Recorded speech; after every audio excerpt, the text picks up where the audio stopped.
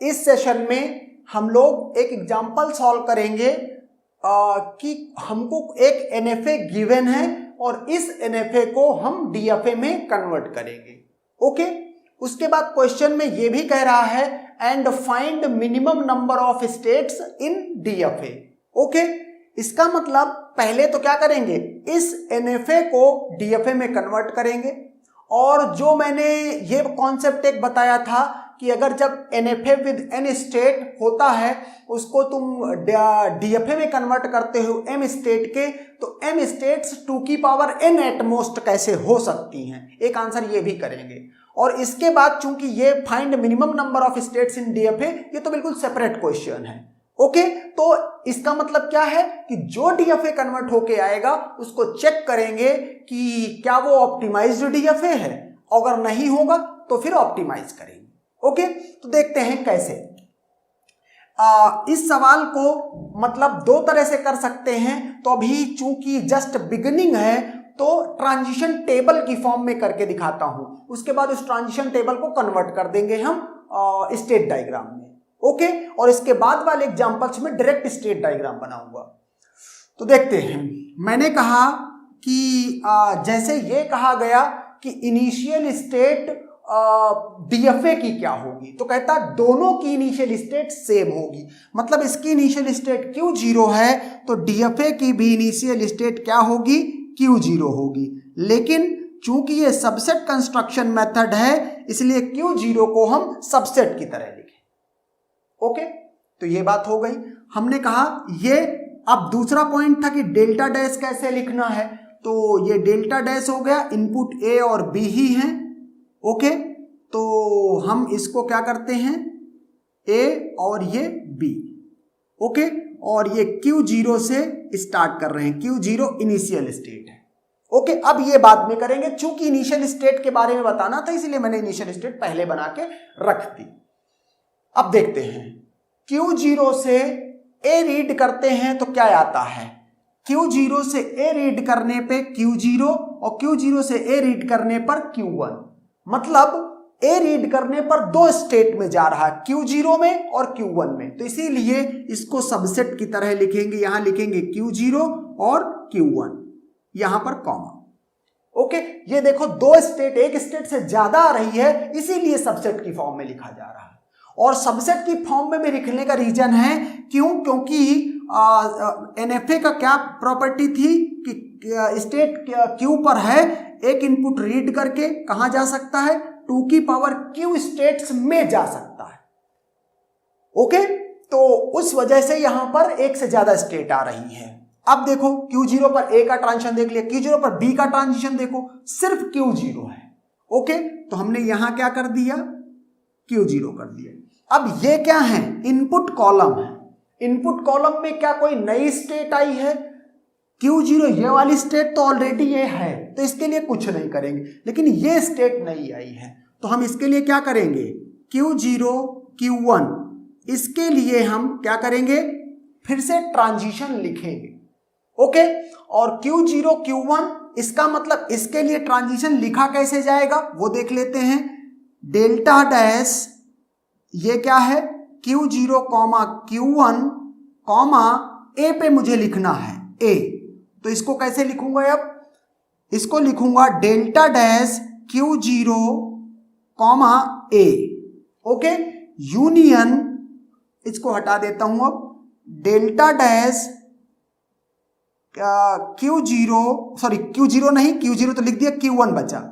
Okay, Q1 A, ये इसके लिए A का ट्रांजिशन ऐसे देखा जा रहा है। तो अब देखो Q0 पर A का ट्रांजिशन क्या है, Q0 और Q1, तो इसके यहां से लिख दिया क्या, Q0 और Q1। ओके, यूनियन, इसको देखो delta dash Q1A, delta dash Q1A, तो Q1 पर A का कोई ट्रांजिशन नहीं गिवन है। ओके, Q1 पर A का कोई ट्रांजिशन नहीं गिवन है। जब कोई ट्रांजिशन नहीं गिवन है तो आप क्या लिखोगे, एक एम्प्टी सेट लिखोगे कि कोई स्टेट सेट में नहीं आ रही है। ओके, अब जब इन दो सेट्स का यूनियन करोगे तो आपको क्या मिलेगा, Q0 और Q1। ओके, इसका कुछ नहीं रहेगा तो सिर्फ इतना ही आ जाएगा। तो यहां हम क्या लिखेंगे, अब ये वाली चीज यहां लिखेंगे Q0, Q1। ओके, ये लिख दिया। अब जैसे आपने इसका निकाला है उसी तरीके से आप क्या करोगे, B का निकालोगे। तो B के लिए कैसे लिखेंगे, delta dash Q0 Q1, Q0, Q1 और ये B। इस पे देखेंगे तो क्या लिखेंगे, delta dash Q0, B union delta dash Q1, B। Q0 और Q1 ऐसे लिखेंगे। अब देख लो Q0, B पे क्या है, Q0, B पे है Q0। ओके, Q0, B पे सिर्फ एक ही स्टेट है।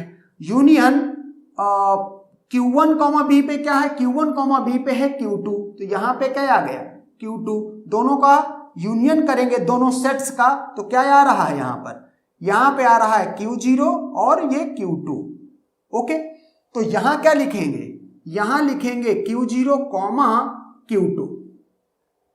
अब आप ये देखो कि इनपुट कॉलम्स पर कोई नई स्टेट है क्या, यस, नई स्टेट है।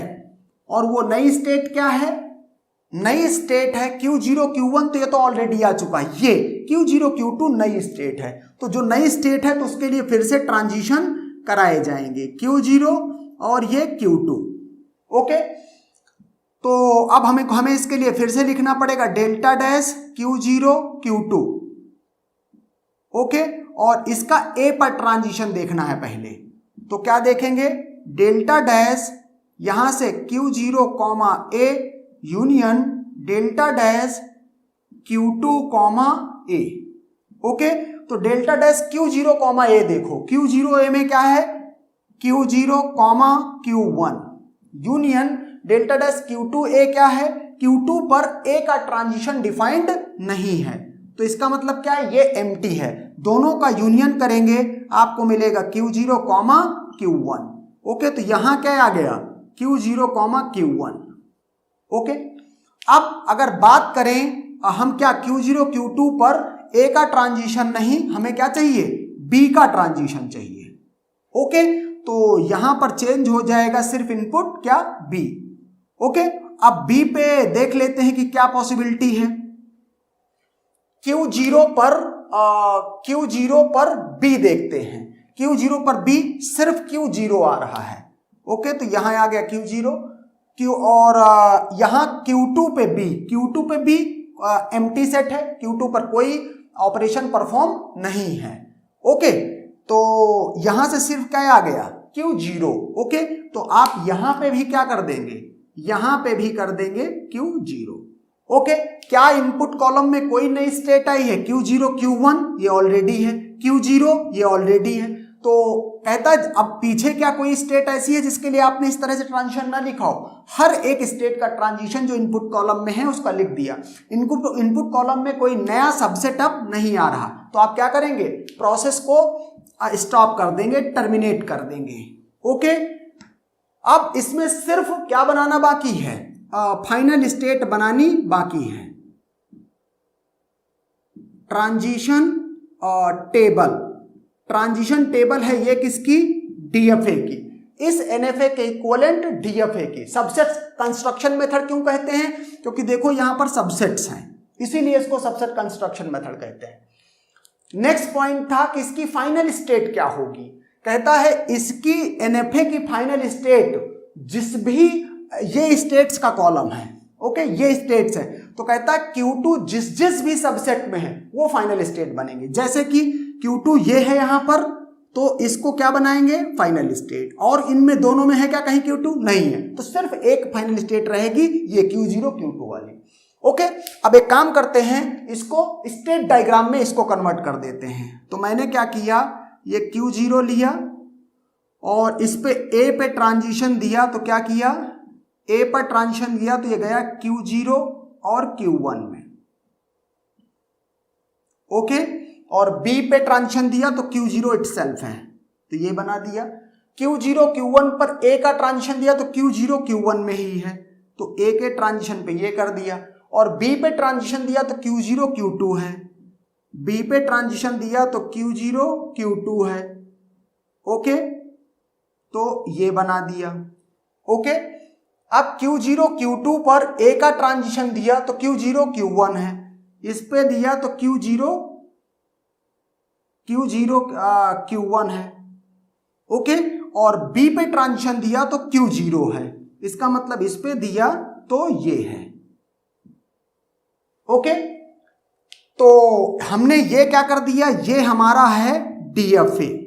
ओके, उसका स्टेट डायग्राम DFA तो ये भी है।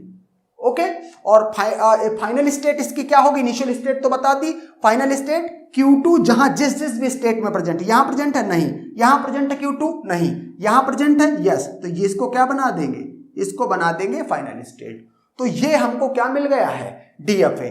नाउ अगर इसको ये चेक करना है कि ऑप्टिमाइज्ड है कि नहीं, तो ये हो गया ए स्टेट, इसको बी स्टेट नाम दे देते हैं, इसको सी। नाम नया क्यों दे दिया, क्योंकि यहां सबसेट है, हमको लिखने में बार बार ज्यादा लिखना पड़ेगा, तो स्टेट का नया नाम दे दिया ABC। ओके, और इसमें क्या कोई अनरीचेबल स्टेट है, नहीं, तो सिर्फ इक्वल स्टेट के लिए चेक करना पड़ेगा। इक्वल स्टेट के लिए चेक करोगे तो क्यू क्या मिल रहा है, A, B, C। अब पाई 0 लिखोगे, पाई 0 के लिए कैसे लिखोगे, फाइनल और नॉन फाइनल स्टेट्स के बेसिस पर इनको क्लासिफाई करो, ग्रुपिंग करोगे। ओके, तो ये कर दिया, ये G1 हो गया, ये G2 हो गया। अब क्या करोगे, पाई 1 लिखोगे। A और B के लिए, A B के लिए यहां पर आपको चेक करना पड़ेगा। ओके, A और B, तो A पर A का इनपुट पढ़ के कहां पर जा रहा है, B पर, B किस ग्रुप में है, G1 में। A पर B कहां है, Q0 में, मतलब A में ही है, तो ये भी G1 है। B में A रीड करके कहां जा रहा है, B itself, तो ये G1 है। और B में B रीड करके कहां जा रहा है, C में, तो ये हो गया G2। अब देखो, ये G1 है, ये G1 G2 है, डिस्टिंक्ट टपल्स, इसका मतलब क्या हुआ, A, ये B अलग हो जाएगा और C। अगर ये दोनों टपल सेम हो तो एक ग्रुप में रखें, क्योंकि दोनों टपल अलग अलग है इसलिए अलग ग्रुप में रखेंगे। आप चाहो तो पाई 2 निकालो, ना चाहो तो, चूंकि हर एक स्टेट पर, हर एक ग्रुप में सिंगल स्टेट है, and therefore all the states are distinct. और जो ये DFA है, ये MDFA भी है। अगर इस क्वेश्चन का आंसर करना है तो मिनिमम 3 स्टेट्स लग रही हैं। Okay, and that's done.